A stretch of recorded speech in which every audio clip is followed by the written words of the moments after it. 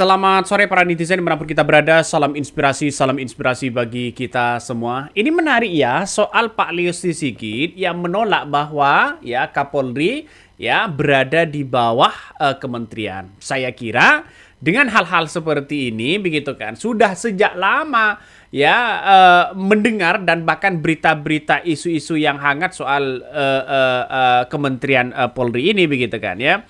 Tapi saya kira dengan adanya seperti ini bukan soal di bawah kementerian atau institusi sendiri atau berada di bawah naungan presiden. Bukan soal itu, Pak.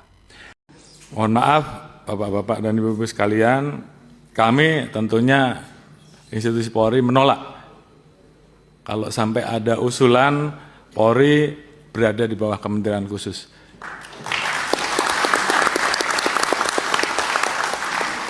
Karena bagi kami,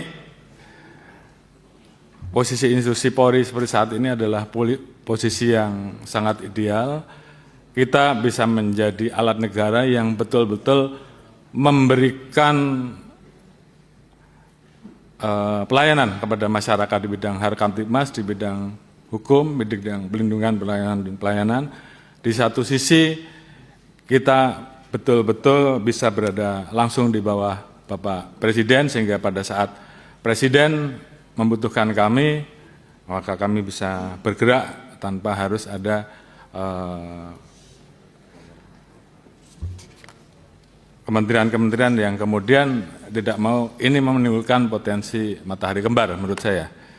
Jadi kalau tadi saya harus memilih karena beberapa kali ada yang menyampaikan Kapolri sudah 5 tahun, kalau saya harus memilih, dan kemarin sudah saya sampaikan, bahkan ada beberapa orang yang menyampaikan ke saya lewat WA bahwa mau enggak Pak Kapolri jadi Menteri Kepolisian. Dalam hal ini saya tegaskan bahwa di hadapan Bapak-Bapak dan Ibu-Ibu sekalian dan seluruh jajaran bahwa saya menolak polisi di bawah kementerian.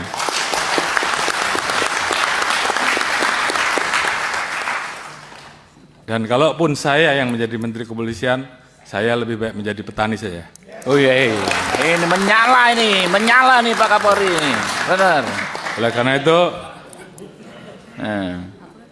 saya anggap meletakkan Polri di bawah kementerian sama saja melemahkan institusi Polri, melemahkan negara dan melemahkan presiden. Tapi lebih soal bagaimana seseorang ya apapun itu begitu kan ya, apapun itu satu ya soal pengawasan ya, terus kemudian bagaimana di internal itu sendiri, bagaimana soal kelemahan-kelemahan yang ada di Kapolri itu sendiri begitu kan ya. Ada oknum, ya, ada macam-macam di situ begitu. Ini kan soal pengawasan sebenarnya. Nah, kalau semisal Pak Kapolri, Pak Listio Sigit ini mengatakan menolak di bawah kementerian itu, saya kira ini sudah tepat rasanya, begitu kan ya, untuk menolak itu. Biar tidak ada resistensi, biar tidak ada konflik kepentingan, konflik of interest dan sebagainya. Saya kira dengan pernyataan-pernyataan tadi apa yang kemudian disampaikan oleh oleh Pak Listio Sigit, saya kira ini sudah benar sebenarnya. Cuma Pak ya, yang perlu ditekankan di situ adalah bukan soal di bawah kementerian atau siapa, tapi soal pengawasan bagaimana polisi ini benar-benar bekerja semaksimal mungkin dan bekerja untuk rakyat. Itu yang paling penting. Pertama, saya menyampaikan profesiat kepada Pak Kapolri yang berhasil memecah rekor menjabat Kapolri untuk 5 tahun ya. Luar biasa, prestasi yang membanggakan. Saya menyampaikan 5 pertanyaan singkat. Yang pertama,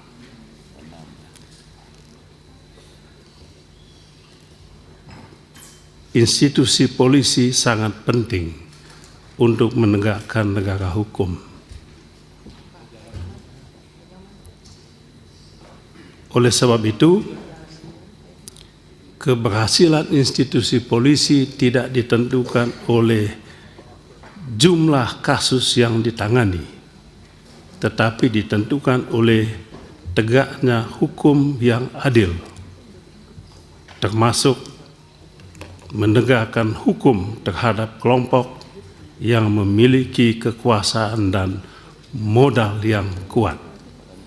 Pertanyaan saya, apa perbaikan yang bersifat struktural yang dilakukan institusi kepolisian sepanjang tahun 2025 untuk memastikan tidak ada lagi kesan hukum tajam ke bawah dan tumpul ke atas, sebagaimana yang menjadi janji Pak Kapolri ketika fit dan proper test di Komisi 3 5 tahun silam.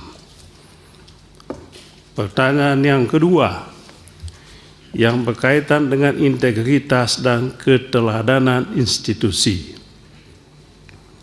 Saya mendapatkan informasi begitu banyak pelanggaran etik dan pelanggaran pidana oleh aparat. Ini bukan soal individu semata, tetapi ini adalah cermin efektivitas sistem pengawasan internal yang nampaknya belum jalan. Pertanyaannya adalah, apakah Pak Kapolri memiliki mekanisme pengawasan internal yang sudah cukup independen dan transparan? Atau Pak Kapolri masih membutuhkan penguatan eksternal? Tadi sudah disampaikan berbagai sistem pengawasan internal, tetapi nampaknya belum efektif. Pertanyaan tadi, apakah masih butuh penguatan eksternal? Pertanyaan yang ketiga, soal netralitas institusi kepolisian dan demokrasi. Demokrasi tidak mungkin berjalan dengan baik apabila institusi kepolisian tidak bersifat netral. Netralitas polisi adalah syarat mutlak, bukan pilihan kebijakan. Itu bukan pilihan kebijakan, tetapi syarat mutlak. Dalam bahasa hukum dikatakan conditio sine qua non untuk tegaknya demokrasi. Apakah ada jaminan institusional yang disiapkan institusi kepolisian untuk menjaga kenetralan ini? Kemudian yang kelima, yang berkaitan dengan reformasi institusi kepolisian. Kami mencatat ada dua inisiatif reformasi. Tim reformasi internal kepolisian dan tim reformasi yang dibentuk Bapak Presiden Prabowo. Ada pertanyaan yang muncul, apakah ada perbedaan mandat, perbedaan kewenangan, dan perbedaan target antara tim reformasi internal kepolisian dengan tim reformasi bentukan Bapak Presiden? Sebab sampai saat ini belum ada penjelasan yang terbuka, kecuali ada kesan tentu tidak berarti benar.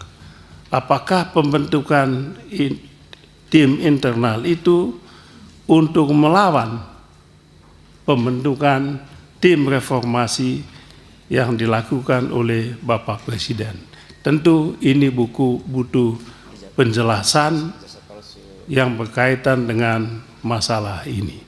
Kalau soal institusi kepolisian apakah di bawah Presiden atau tidak, saya rasa tidak ada diskusi lain itu. Persoalan kita saat ini bukan soal apakah di bawah Presiden atau bukan, tetapi persoalan tata kelola penggunaan kewenangan di internal kepolisian, tegaknya hukum, tegaknya keadilan. Saya rasa ini yang bisa saya sampaikan.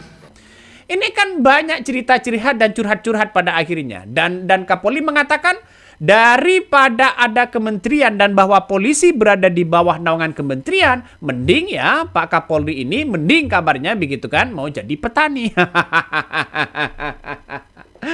Ya, tapi saya kira di rapat itu begitu seharusnya kan berbicara bagaimana Kapolri ke depan, ya penanganannya, ada oknum-oknumnya begitu kan, bagaimana soal kasus-kasus yang sebenarnya begitu kan. Tapi ini tetap sama begitu, walaupun ada transformasi Polri, transformasi reformasi Polri, ya tetap aja seperti itu. Padahal di transformasi Polri itu sudah ada orang-orang hebat. Ngeri-ngeri sedap, bos. Ngeri-ngeri sedap, ya. Jadi saya kira dengan pernyataan tadi saya bisa menangkap bahwa ya mending pengawasannya begitu kan. Pengawasannya ini harus benar-benar efektif, Pak, ya. Jangan sampai kalah dengan preman. Jangan sampai kalah dengan oknum-oknum mereka. Tapi anak buah Bapak begitu kan ya, yang sering blunder. Seperti kasus Sambo ya, seperti kasus-kasus yang lain begitu kan ya. Pasti ada oknum-oknum di balik ini semua. Nah, Pak Kapolri Listio Sigit ini menegaskan bahwa pihaknya menolak wacana atau usul ya agar Polri di bawah kementerian. Pernyataan itu disampaikan oleh Listio Sigit ya dalam kesimpulan rapat kerja ya bersama Komisi 3 di DPR, menegaskan bahwa ya posisi Polri di bawah Presiden telah ideal untuk menjadi alat negara yang memberikan pelayanan kepada masyarakat. Saya setujunya bahwa Polri dan TNI itu berada di bawah Presiden ya. Saya kira ini langkah efektif begitu kan. Tapi perlu diingat ya, pengawasan, bagaimana prosedur yang ada, SOP yang begitu ketat, tapi sering blunder begitu kan ya. Polri ini kan sering blunder. Coba kita lihat saja kasus-kasus besar di situ begitu. Jangan sampai ada rekayasa begitu. Coba di tingkat bawah aja, ya tingkat bawah aja begitu kan, ya kasus-kasus narkoboy, kasus-kasus ini begitu kan, ya paling dihukum berapa coba? Ini harus ditelusuri dengan betul, Pak, ya harus ditindak dengan betul. Jangan sampai ada lagi oknum-oknum yang bermain seperti itu, kan ngeri pada akhirnya, bos, ya pada akhirnya kan ngeri-ngeri sedap. Coba kita baca ya komentar-komentar dari netizen, banyak sekali ya yang berkomentar begini. Nih, para cok yang harus bertanggung jawab. Nah, soal pemilu kayak misalnya begitu kan ya. Soal pemilu ini institusi Polri ini harus ada netralitas. Jangan sampai ada dukung-mendukung si A, punya dukungan ya, disimpan aja di situ begitu.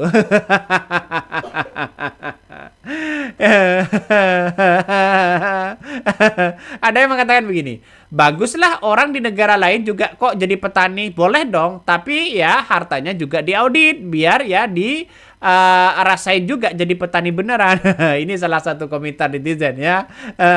Ada yang berkomentar, ya ini pada hakikatnya harus ada efektivitas yang baik ya kepada masyarakat. Artinya ada timbal balik lah begitu kan. Jangan sampai menjadi alat bagi orang-orang yang punya kepentingan besar ya, seperti gusur menggusur ya, seperti oknum-oknum yang bermain di situ begitu. Ini kan ngeri-ngeri sedap pada akhirnya.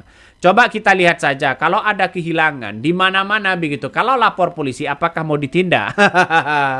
Kalau tidak ada uangnya apakah mau ditindak? Kan itu pertanyaan. Ini sepele sebenarnya. Tapi Polri ini kan sebagai pelayanan terbaik ya. Nah, kembali ke yang tadi bahwa isu yang kemudian muncul begitu kan bahwa Polri berada di bawah kementerian, saya pribadi juga tidak setuju dengan itu. Kenapa? Karena TNI Polri ini harus independen. Artinya berada di bawah kontrol presiden. Ya, apapun yang terjadi harus independen lah dong begitu kan. Nah, saya melihat dengan hal itu begitu kan. Tapi dengan adanya seperti itu sering begitu kan. Mau di bawah kementerian kek, mau di bawah ini kek, ada transformasi reformasi Polri kek. Nampaknya Polri biasa-biasa aja seperti itu begitu. Nampaknya tidak ada terobosan baru. Kalau berada di bawah kementerian, apa yang mau diperbaiki begitu? Ya, kalau di bawahnya saja sudah tidak baik, misalnya ada oknum-oknum misalnya begitu kan. Ya percuma aja. Kalau tidak dijalankan dengan baik ya juga tidak bisa begitu. Dan citra Polri selama ini banyak yang kemudian masyarakat berasumsi negatif. Kenapa? Satu begitu kan. Ada orang yang salah jalan, kemudian lalu kemudian tidak ditilang, ya minta uang di tempat. Ini kan masih banyak oknum-oknum seperti itu begitu. Dan pada akhirnya ini yang harus diberantas, harus ditegakkan betul. Ada backingan ini, ada backingan itu misalnya. Ini yang seharusnya diberantas. Saya tidak peduli sih sebenarnya berada di bawah naungan ini, naungan itu begitu. Yang terpenting adalah efektivitas pengawasan, bagaimana institusi Polri ini benar-benar bertegak ya secara independen, tanpa intervensi apapun, tanpa jadi ini, tanpa jadi itu dan sebagainya. Kalau menurut saya pribadi begitu kan. Nah, ini kan masih banyak narasi-narasi liar di berbagai media sosial begitu kan ya. Nah, pernyataan Pak Kapolri ini mengatakan lebih baik jadi petani, katanya begitu. Menegaskan lebih baik menjadi petani daripada menjadi menteri kepolisian. Nah, mengaku mendapatkan ya pesan yang menawarkan menjadi menteri kepolisian. Nah, itu yang menawarkan itu juga saya agak bingung juga siapa yang menawarkan itu begitu. Di kementerian ini kan sudah banyak, ada HAM, ya ada Polhukam, ada yang lain begitu kan ya. Soal seperti ini begitu. Dan pada akhirnya nanti ada konflik of interest kalau memang ini dibentuk kementerian kepolisian begitu kan. Nggak usah lah. Yang mending ya berjalan sendiri seperti ini saja, tapi pengawasan lebih dimaksimalkan. Ini yang seharusnya kita lakukan begitu. Di negara kita ini kan terlalu banyak orang-orang kuat, orang yang punya uang, orang yang punya jaringan begitu kan ya. Setidaknya begitu. Coba kita lihat saja. Setidaknya ini harus ada pengawasan semaksimal mungkin ya, semaksimal mungkin ada aturan yang lebih ketat lah. Ya, saya kira dengan seperti ini justru masyarakat menjadi tontonan begitu kan ya kepada Polri itu sendiri begitu, kalau ini benar-benar tidak ditegakkan semaksimal mungkin para oknum-oknum itu begitu kan ya.